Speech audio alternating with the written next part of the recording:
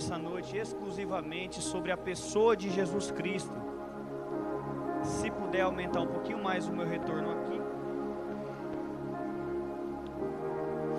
Epístola de Paulo aos Colossenses, capítulo 1, versículo 19, amém? Porque foi do agrado do Pai que toda a plenitude nele habitasse. Eu vou repetir. Porque foi do agrado do Pai que toda a plenitude nele habitasse. Eu vou ler apenas esse versículo, eu quero tratar aos irmãos da maior parte desses capítulos. Se os irmãos quiserem acompanhar, mantenham a Bíblia aberta. Amém? Os irmãos podem se sentar.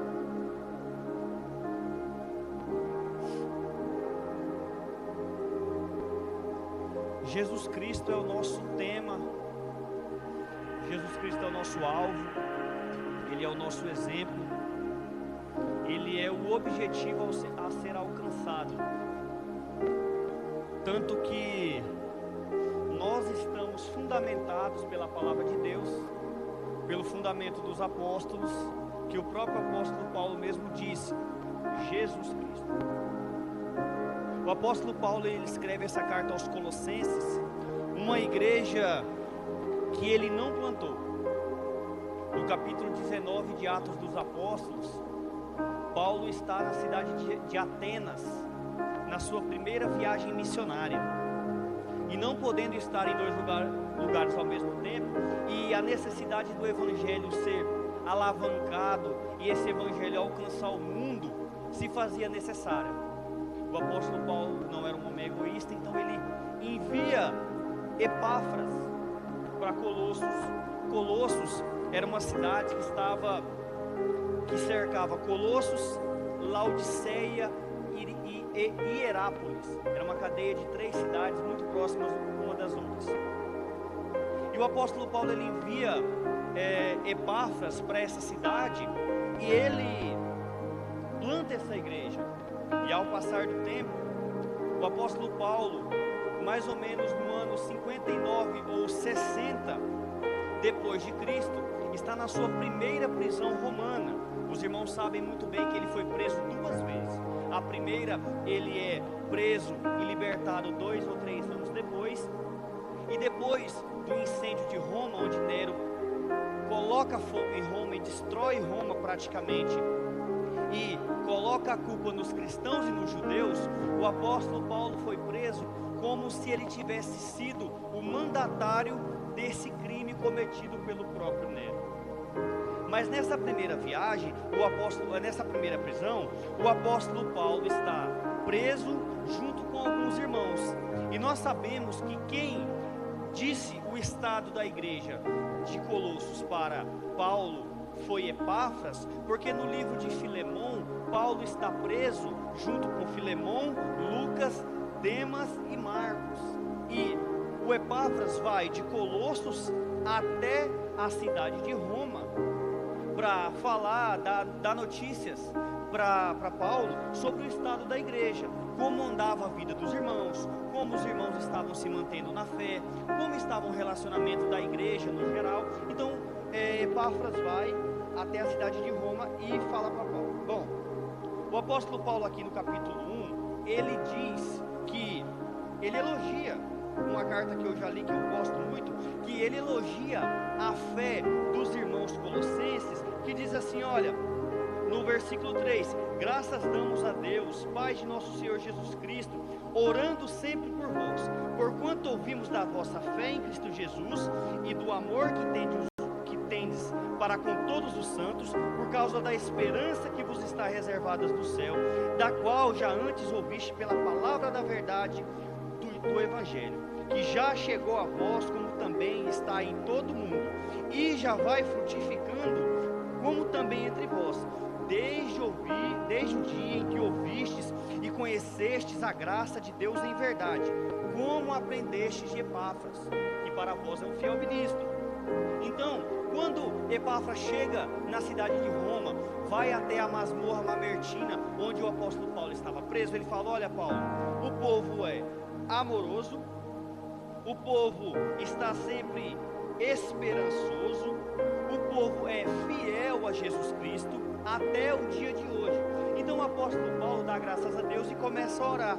E qual é a oração do que o apóstolo Paulo faz? Ele diz assim, olha, por esta razão, no versículo 9, nós também, desde o dia em que ouvimos, não cessamos de orar por vós, pedindo que sejam cheios do conhecimento da vontade de Deus em toda sabedoria e inteligência espiritual, para que possais andar dignamente diante do Senhor, agradando e frutificando em toda boa obra. Então, o povo é fiel, o povo é crente, o povo é amoroso, o povo é esperançoso. O apóstolo Paulo escuta isso junto com Timóteo, dá graças a Deus e se põe a orar pela igreja. Então ele quer que uma igreja amorosa, esperançosa e fiel continue crescendo. Então ele ora para que a igreja conheça a vontade de Deus, a sabedoria e inteligência. Vontade, sabedoria e inteligência espiritual. Para que nós sejamos sábios e inteligentes espiritualmente, nós precisamos conhecer a vontade de Deus, correto? Glória a Deus. Então ele ora, só que ele vai orar por uma igreja que está passando grandes dificuldades, porque assim, o apóstolo escreve uma carta e às vezes nós não conseguimos compreender a motivação da carta. Nós precisamos, ao ler as escrituras, entender a necessidade de quem está recebendo e o propósito e a intenção daquele que escreve. Mesmo que a igreja fosse uma igreja que frutificava, amorosa, esperançosa e fiel, havia um problema muito grande, porque Paulo escreve para combater uma heresia que estava se infiltrando no meio do povo. Veja bem, quais são as heresias? Filosofias vãs, judaísmo, culto a anjos, ascetismo e uma visão inferior à pessoa de Jesus Cristo. Então veja bem, uma igreja poderosa, bem fundamentada, estava sofrendo com heresias. Se lá naquela época as heresias estavam no seu início dentro da igreja, imagine hoje. Mesmo que nós estejamos fundamentados em Jesus Cristo, nós precisamos cuidar a cada dia da nossa fé, porque todos os dias surgem novos falsos profetas, surgem novas filosofias vãs que tentam amarrar a igreja e impedir que a igreja cresça, enganando irmãos, impedindo que aqueles que estão lá fora tenham pleno conhecimento da verdade. Então, nós temos o judaísmo. O judaísmo dizia que a pessoa, para crer em Cristo, poderia crer, mas tinha que circuncidar e seguir a lei de Moisés, anulando o sacrifício de Cristo. Filosofias gregas dizendo que o corpo era mau, que o espírito era bom e que as pessoas precisavam se libertar daquela vida material. Culto a anjos, isso aqui não é diferente para nós, né? Porque a Bíblia, ela não nos incentiva a buscar experiências angélicas com anjos, mas havia uma seita gnóstica que dizia que o povo precisava cultuar anjos, porque eles diminuíam a pessoa de Jesus Cristo e colocavam a pessoa de Jesus Cristo como criação. Ascetismo, o que era ascetismo? Era viver uma vida rígida espiritualmente, ter disciplinas rígidas com o corpo, ficar sem comer para matar a carne, colocar pedras na boca para não dizer palavras vãs. Alguns homens iam para o deserto e ficavam sem comer e sem beber em cavernas só para maltratar o corpo, como se aquilo fosse santificar. O apóstolo Paulo disse, olha, esse tipo de coisa aí não tem nenhum valor contra a imoralidade sexual. Então, o esforço corporal não vai fazer você agradar mais a Deus. Você é agradável a Deus pelo que Ele já fez por você. E como é que Ele vai combater essas heresias? Como é que nós combatemos as heresias? Como é que nós sabemos que nós temos uma vida saudável? Como é que nós sabemos que a nossa religião é verdadeira? Como é que você sabe que você tem uma prática de fé correta? De acordo com o conhecimento que você tem da pessoa de Jesus Cristo. A sua vida tem que se basear num entendimento correto de quem é Jesus. Porque a maior. Se você for perguntar, irmão, o que é uma seita? Uma seita, primeiro, qual é o lugar de Jesus nela? Qual é o lugar de Jesus naquela igreja? Jesus é Deus? Jesus é homem? Ele é antes de tudo? Dependendo do lugar que Jesus estiver naquela religião, a gente vai saber se aquilo é verdadeiro ou se aquilo é falso. Por que o adventismo não é religião verdadeira? Porque rebaixa Jesus. Porque o islamismo não é uma religião verdadeira? Porque Jesus é só mais um profeta. Porque os testemunhos de Jeová não são uma igreja verdadeira? Porque Jesus é um Deus menor. Então, o nosso conhecimento em relação à pessoa de Jesus Cristo vai validar ou não a nossa fé. E é dessa maneira que ele vai tratar as heresias, colocando na nossa cabeça quem é Jesus Cristo. Quem é Jesus Cristo para você? Em que lugar Jesus está na sua vida? Foi uma prova de fogo esse final de semana. Mas eu também aqui não vou falar sobre isso, que eu não quero nem ser santo demais, nem legalista demais. Mas foi uma prova de fogo. Onde está Jesus em nossa vida? Porque isso aqui não faz sentido sem Jesus. A mesa não faz sentido sem Jesus. A cruz é só mais uma. É só um pedaço de pau. Ou assim. É só um pedaço de pau. Muitos foram crucificados, mas só a cruz de Jesus substitui a nossa. A cruz é só mais um negócio se não tiver Jesus. E ele vai combater dessa forma. Primeiro, que ele vai nos mostrar no versículo 13 que Deus fez uma obra em Jesus Cristo. A primeira, que no versículo 13 ele diz assim, que ele nos tirou da potestade das trevas e nos transportou para o reino do Filho do seu amor. O que significa isso? Significa que você nasceu escravo. Que você nasceu escravo. Que você nasceu longe. Que as palavras verdadeiras são essa: nós estávamos na coleira do inimigo. Que a nossa natureza é assim, longe, para ir para fora de Deus.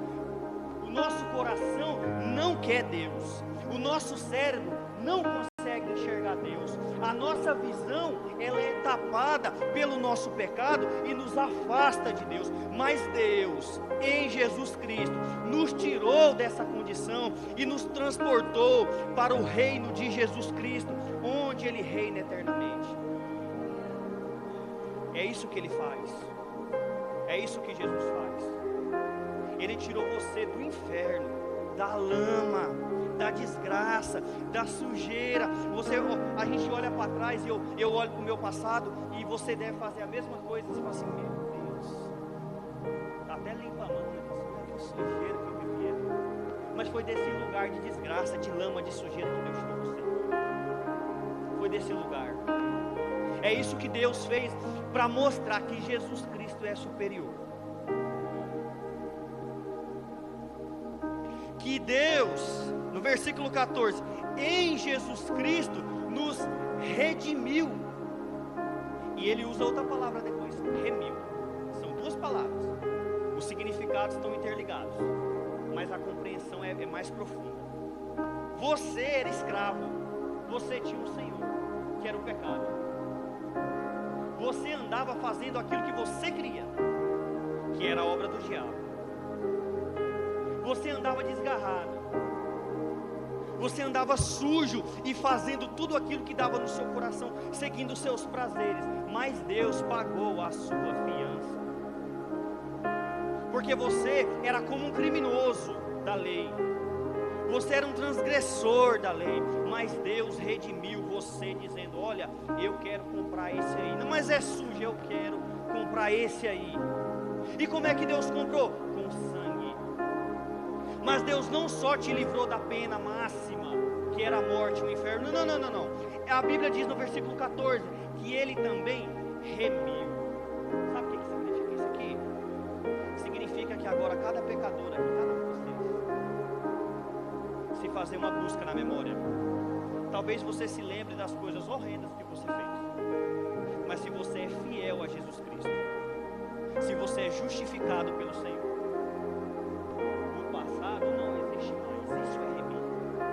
é Deus pegar o nosso passado e limpar. Se você voltasse hoje lá, não haveria mais pecado. É como alguém que é preso pela justiça, tem a fiança paga, mas a conta fica lá. A remissão de Deus é ir lá de novo, lá na polícia, procurar, falar assim: cadê minha ficha? Nada consta. Não há nada mais contra você que possa condenar você, porque você creu em Jesus Cristo. Isso é passado, é presente e é futuro. Você tem advogado.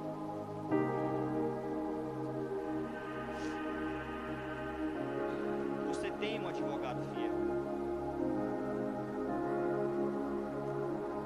A segunda maneira que Paulo tem para acabar com as heresias é falar da superioridade, supremacia e excelência de Jesus Cristo.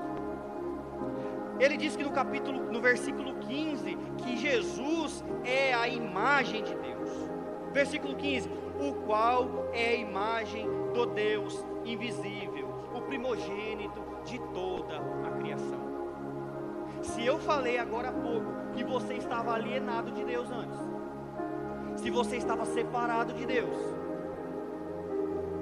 Mike falou mais cedo: Deus amou o mundo. Amar não é sentimento, amar é trabalho, amor é entrega, não é verdade? Amar é sacrifício. Como é que Deus me ama? Deus não escreve assim: Aslan, eu amo você, não. Deus fala assim: Aslan, eu coloquei o meu filho na cruz. E como? Se ele é a imagem, é que se você buscar a Deus, você verá a Jesus.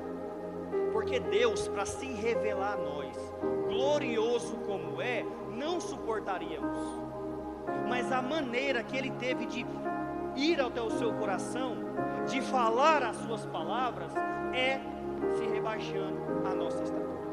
É por isso que quando nós buscamos Jesus, nós buscamos um homem.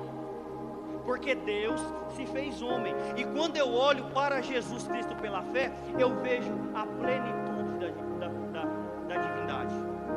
Jesus não é o Deus Pai, não é o Espírito, mas quando eu olho para Jesus, eu enxergo tudo que eu preciso. Porque Ele é a imagem, Ele é o primogênito de toda a criação. Ele é o primeiro da espécie, é o único do tipo. Não há ninguém igual a Jesus Cristo. Não há ninguém. Nada, tudo resta aqui, ó. Perde o sentido se não tiver Jesus. Essa estadia aqui não faz sentido se não tiver Jesus.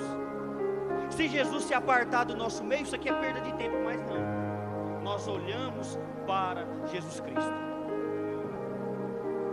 No verso 16, que é a partir dele que tudo foi criado. Ele é o cabeça do corpo. É porque nele foram criadas todas as coisas, nos céus e na terra, visíveis e invisíveis, sejam tronos, sejam dominações, sejam principados, sejam potestades, tudo foi criado por ele e para ele. Sabe por que ele escreve isso aqui? Porque estava sendo incentivado o culto de anjos, e incentivar culto de anjos é falar assim, ó: o Jesus que nos salvou é igual ao anjo, então a gente pode adorar qualquer coisa angelical, porque é a mesma coisa. Não! Jesus é Criador, Ele é Criador. Tudo que nós entendemos sobre criação, tudo, isso, autoridades, hierarquias, poderes, organização. Por que nós somos seres organizados? Por que nós somos seres pensantes? Por que nós somos seres que fazemos projetos, que tem planos? É por causa de Jesus, porque nós somos feitos à sua imagem e semelhança. Jesus é superior a tudo. O livro de Hebreus